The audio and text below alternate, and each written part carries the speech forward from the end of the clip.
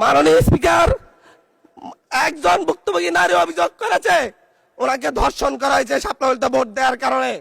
Circle SP 1 ঘন্টার মধ্যে বলেছে এই ধরনের কোনো ঘটনা ঘটে নাই। আজকে 42 দিন পার হয়েছে, এখনো ডিএনএ রিপোর্ট আসে নাই। মামলা নিতে 3 দিন দেরি হয়েছে।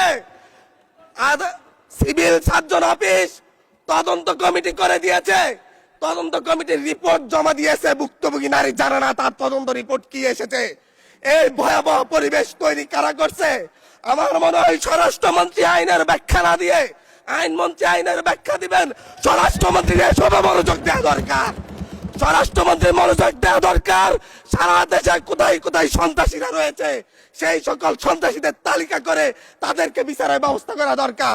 স্বরাষ্ট্রমন্ত্রীর উচিত ধন্যবাদ মাননীয় সদস্য। নেতাকর্মীরা হত্যার শিকার হয়েছে তাদের বিচারের ব্যবস্থা করা দরকার।